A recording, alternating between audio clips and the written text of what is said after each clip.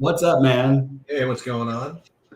So I'm going full douchebag, trying to look the part of a guy who wins $1 million. Oh, okay. Backwards Killer Bees hat. Killer Bees is a big thing in Nashville, which is where Roto Grinders headquarters is. So it's I'm going for it all. Okay. Having said that, I despise all of my lineups. Well, so I think the most interesting question is what to make of the Houston stuff. Because yes, with Van Vliet out, like all the usage goes to those other guys, but there's like some legitimate like macro risk to this game. You know what I mean? Like that's like it's like this game could be a freaking shit show. Yes, I want to make a case. The problem I can make a really good case for and against, like the Şengün. Let's start with that, right? Because that's to me the most important piece. Now, at the ownership level that he's going to be at tonight, which we're thinking is going to be around 25, 35 and higher buy-ins, and like 10% in lower buy-ins. That's my personal. Well, you're talking about Şengün, huh? And if people are not going to play, so to me, it's just a weighted issue. Do you play him if he's 20% owned, be over the field, which means he probably makes it into one of my two big buy-ins. If he's going to be 40% owned or 30% owned in the big buy-ins, and he's going to steam, then I think you have to fade it. I know that sounds like a small thing, but it's a big difference. Well, I think we got to talk about all of them. You know what I mean? Like Holiday and Jabari Smith and Jalen Green. I think all four of those guys, and all four of them on their face, on its face, seem completely fadeable to me, to be honest with you. But that really can't be the way it works unless Kim Whitmore has a game and blowout run. We basically are. If we're going to bet none of those guys get there, we're kind of just predicting a blowout, right? Yeah. So that's what I'm sort of struggling with. Well, that's what I'm saying. I mean, one thing I will say is that I mean, if you want to play like Jokic, for example, like if he plays, I mean, you got to play like three of those guys almost. I mean, like for that game to be competitive, I mean, they got to really put up a game. Well, I mean, I don't think you go into this slate trying to play Jokic. No. I'm not saying that at all. I'm just saying that let's take Holiday for example. Like he's like going to be, he might be 50%, and he might be 50%, even though everybody knows that he can bust. It's like the thinnest value, but it is a later game. In all fairness, yeah. In case there's any weird starting lineup stuff, which is mostly where you're going to get your value. It's not going to be from a guy being out. It's on this kind of a slate, it's most likely going to be from a different starting lineup. But it's possible somebody could be out. You never know. Hey, thanks to the happy birthday, guys. Thank you, and good to see everybody. But it's a really tough slate. I like the tough slates. I like the Memphis stuff, unfortunately.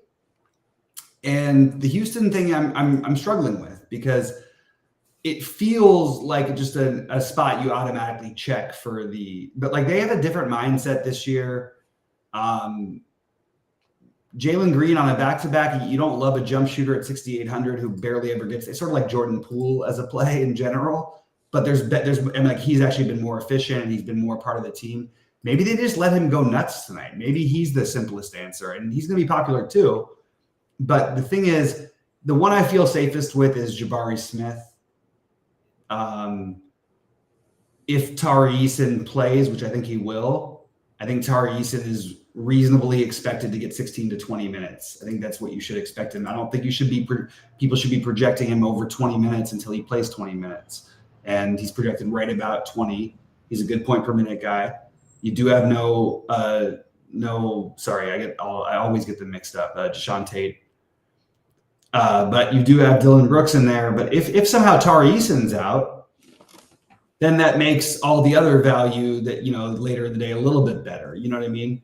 What's really would happen if Tari Eason's out is and the super large field, you shouldn't be doing this in the 2,500 if you're playing for $1 million.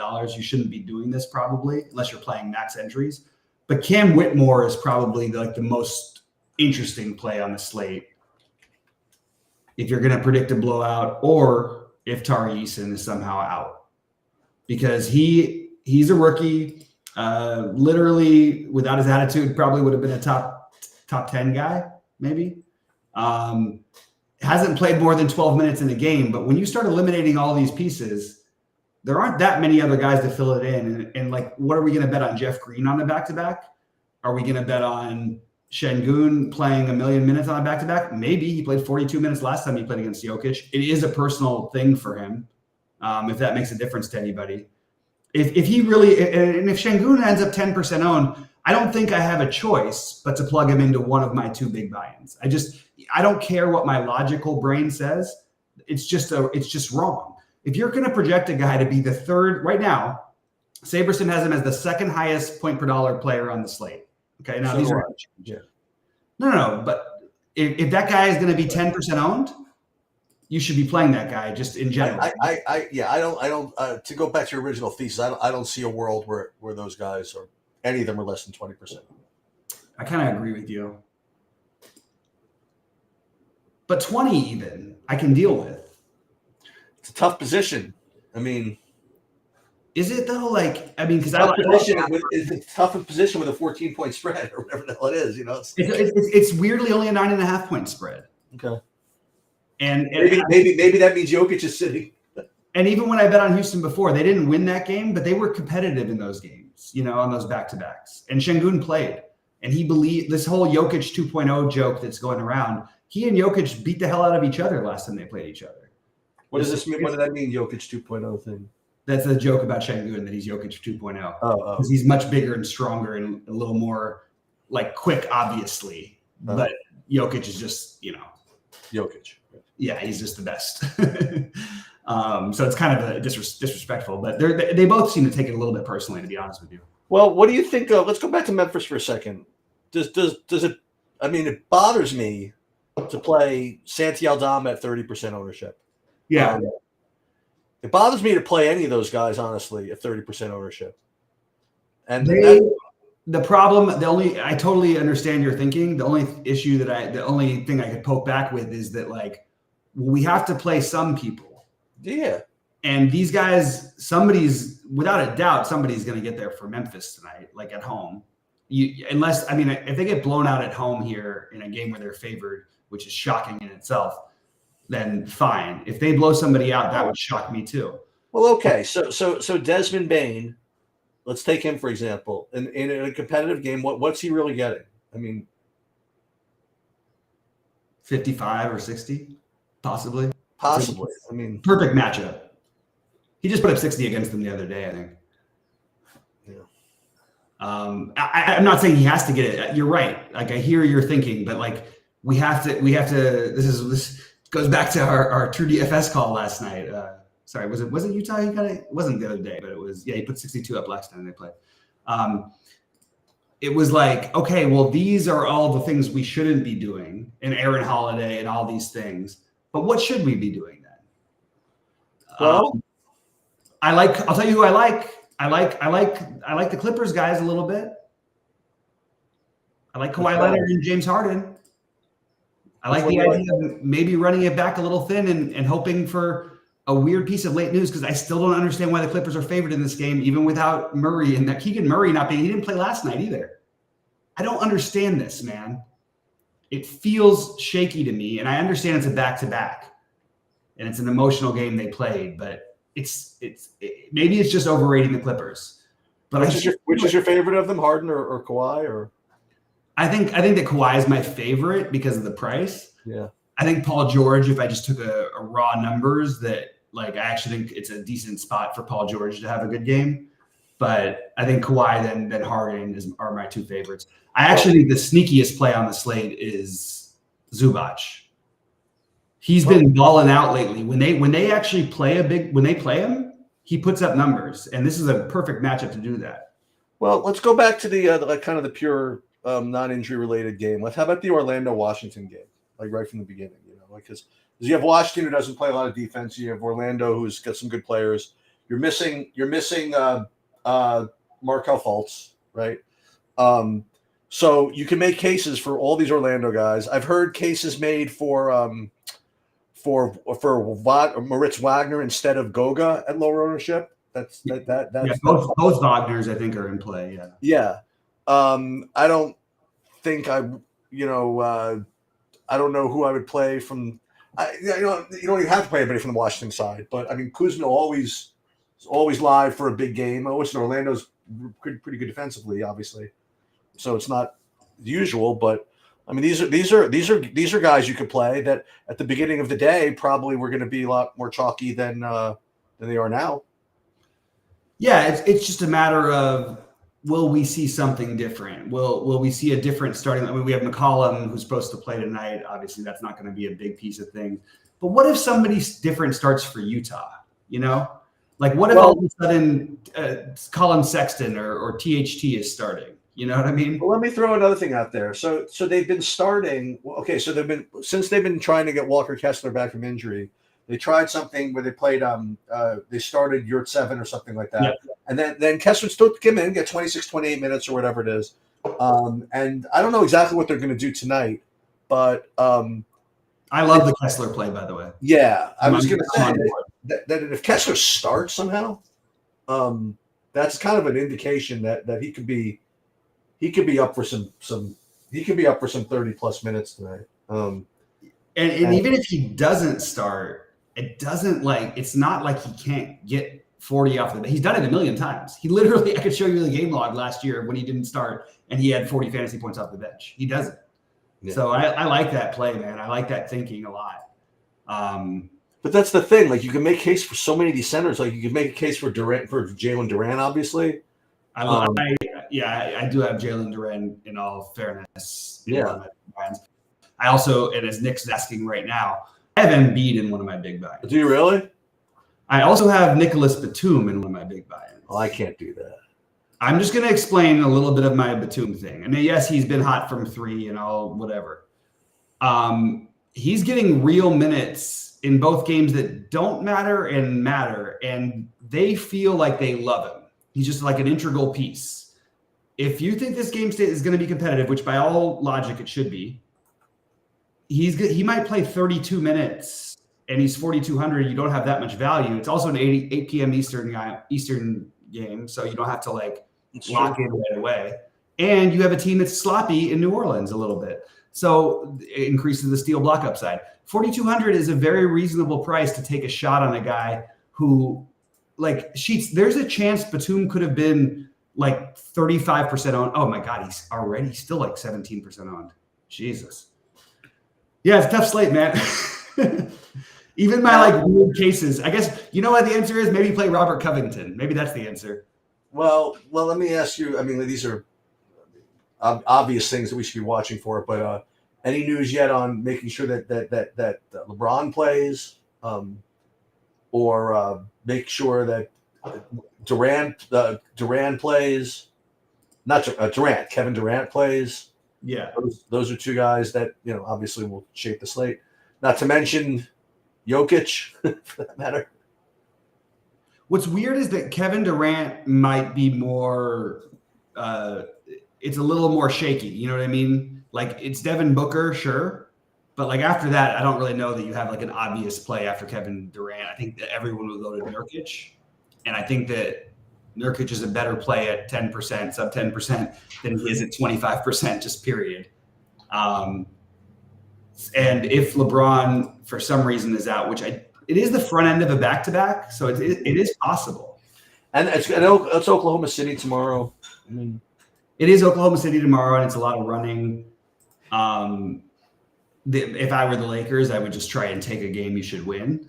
But right. Especially coming off a 40-point loss. Exactly. But yeah, if LeBron is out, I'm pretty sure AD and Austin Reeves or D'Angelo Russell with AD is what you're supposed to do. But we should know that before lock, right? Yes. I'm annoyed, but to see the Kawhi, I'm looking at the projections. That it's pretty interesting how they're shifting without any different movement. It's more just, you know what I mean? Yeah, I'm showing them as a play. You know what I mean? LeBron was the third when I started to log in here. He was the third best point per dollar player on the slate. Now I have him as ninth. Who, Kawhi or no, LeBron. And Kawhi is 10th. Yeah, but like, and Embiid is 11th. So that shows you that there's a lack of value too, which means that you have to play the uncomfortable. So if you play Aaron Holiday, look, I'm probably gonna in my bigger buy-in 1,000 people or less. Sure, I'll play Aaron Holiday with the other guys who like Embiid or whatever. But I don't think your strategy should be in general that you want to play the 50% guy when everyone's going to do that. So like the right idea for larger field, and maybe I'm even wrong. Maybe I should include it into this field sheet. You're welcome to weigh in. But like I'll play Batum. I'm playing Holiday also. I have Holiday in one of my big ones and Batum in the other one. I actually think it's probably right to either play them together or not do something like that. But I think that if you're going to try to get to Embiid, you have to. So I don't mind. Embiid and Batum don't really take away from each other that much negatively. It's just a little bit of rebound equity. That's pretty much it. I don't know. I like the idea of playing like just straight up. I like the idea of playing Batum at no ownership versus Holiday. But maybe you play them both in those lineups. I'm just trying to think out loud here because I just don't think it's right to play the exact obvious thing. Like I can tell you what the lineups are going to spit out for you. It's going to be some combination of Gafford, Jaren Jackson, Holiday, probably LeBron or one of LeBron, Kawhi, or Banchero, probably two of those three. And then it'll middle out with like, the Jabari Smiths, Santi Aldamas, Jaden Ivey. Maybe it's worth it to just take the extra chance to do the stars and scrubs and just take the chances on the scrubs, but not like play Holiday. Like what I was saying is like maybe play Holiday with Batum and with Tari Eason, which is very thin if he even plays. But if you play all three of those guys together, that's just even with the fact they're all going to be owned, they're not all going to be owned together that much. Then you play Embiid at supposedly low ownership. We'll see. I don't necessarily buy it. And then you still have over 6K or around 6K left to spend on each position. So maybe you throw in one extra value with Derrick Rose. Yeah. What do you think about Derrick Rose? I think there's upside. I think that like early in the day, he looked like you have to play one of he or Gilliard because the way the projections were shifting. Okay. I don't agree with that. I do have that currently, but like I'm going to change it after we get off. But I think there's upside for Derrick Rose, and I think there's upside for Gilliard. Doing it in the 2,500 is going to be a tough one. I probably end up with Derrick Rose in one and none of Gilliard. But if it was a normal night with like a 330, let's say it was like a 333 night, I was just playing two lineups, probably would have one of each. I don't think they're going to keep running Bane at the point. Like I just don't. So I think that you're looking at least 24 minutes or 48 minutes divided out between them. And I think you get minutes together. So I think they could each play like 27, 28 minutes. I don't think I'd play them together, but I would pick one and put what, like I'd split them up.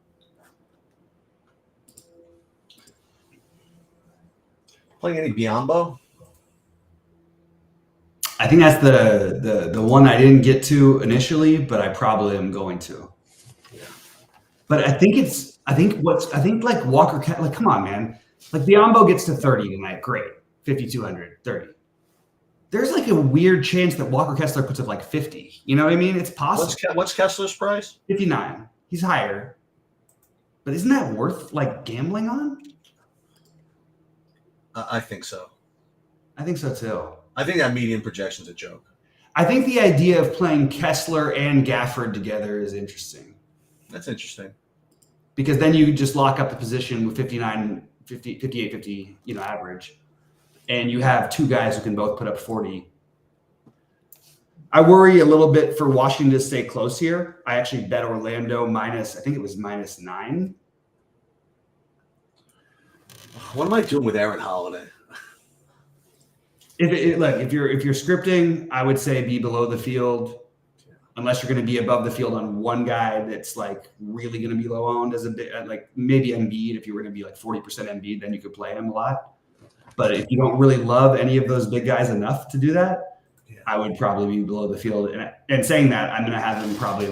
He's definitely very likely to be in one of my 2 large buy-ins until we find out he's not starting, like, or something like that. He's similar to Justin. Like these Holiday brothers are all similar, but the difference is like Aaron can create and do things. Another UCLA guy, but he can't. He's not going to be asked to do that. With the situation. No. He's going to be asked to stand in the corner and play defense. That's not a good recipe for success at 35% ownership or 40% ownership. It's really not, man. Well, it's certainly worth a late swap decision, depending on how you're doing in other stuff. Yeah, exactly. And that's partly why maybe I became a little bit like the Kawhi, Malik Monk, and then I honestly have Tice in a couple lineups just to have like some exposure so I can have swappability with a 3-man later on, in case by 6 p.m., let's say it comes, or 9 p.m. Eastern, it comes around that Aaron Holiday is not starting or something like that. You know what I mean? Right. We'd like to have a Holiday in that lineup. That's what I mean. Holiday with those 3. You can sort of shift around and play around a little bit. So I have a dumb question. So what price is Daniel Gafford? 5,800. And he's the same price as Kessler, for example? Yeah, so that was why I like the idea of playing them together. Yeah. Well, it's definitely a Franz Paolo run back. I mean, it's definitely a slate where you want a late swap. For sure.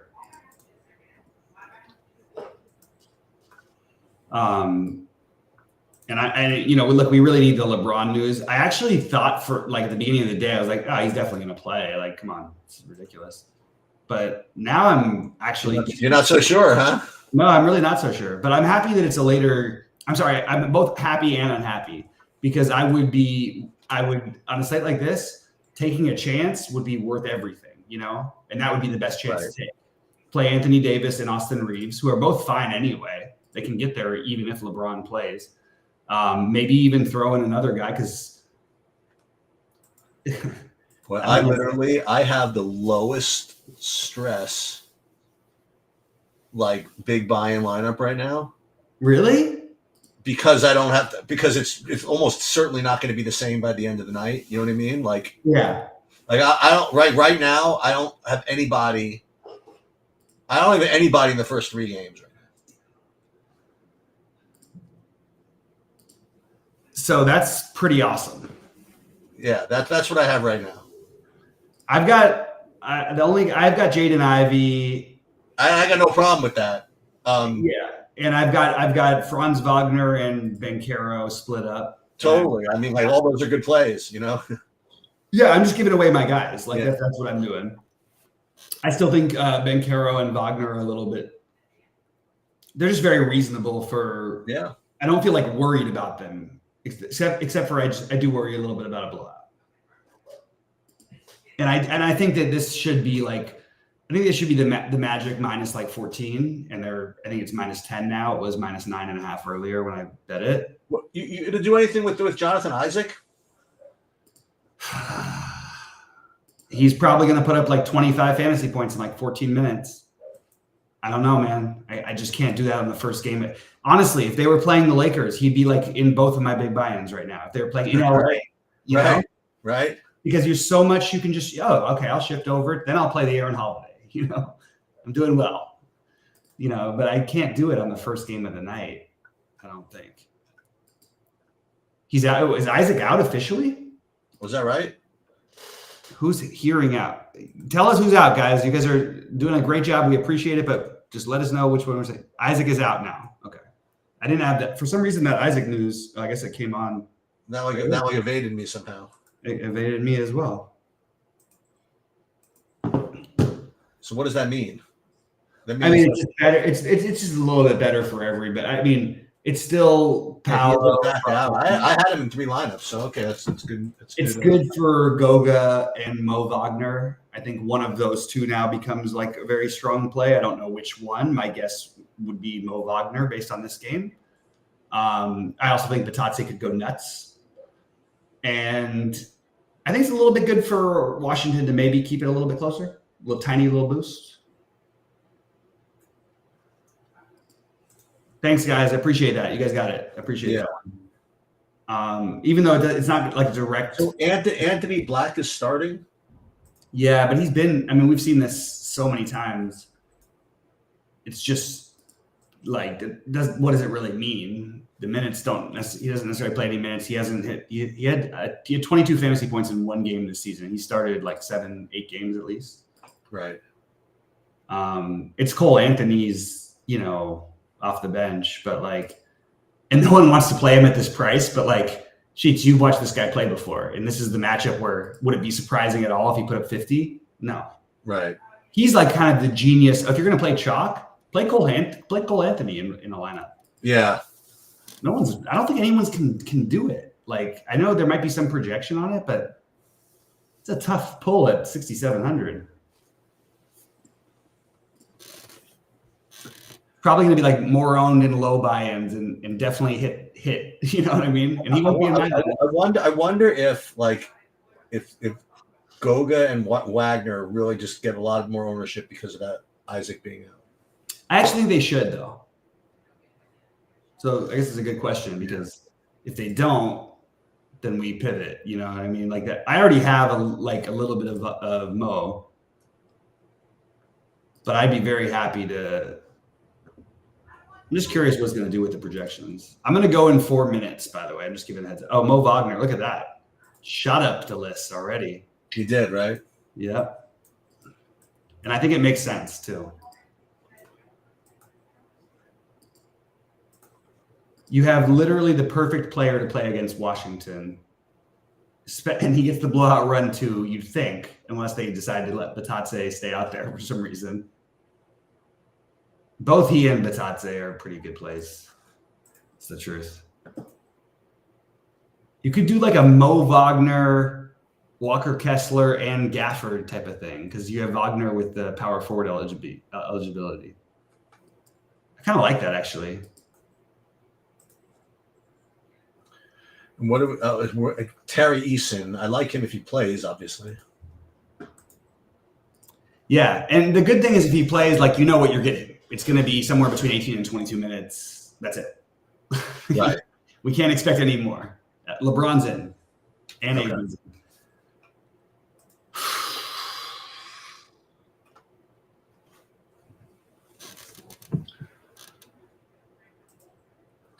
Yeah, so I'm going to probably have to do something with those Orlando things. Yeah, I think we have to. Our projections. I just think that, like, on this, it still feels thin, though. It's going to be, like, a lot of ownership, though, because, like, everybody's going to be reacting right now. Yeah, Sabersim still has Isaac with the projections, so I have to. I've got him. For some reason on mine, it's not got him with one. Oh, really? Yeah.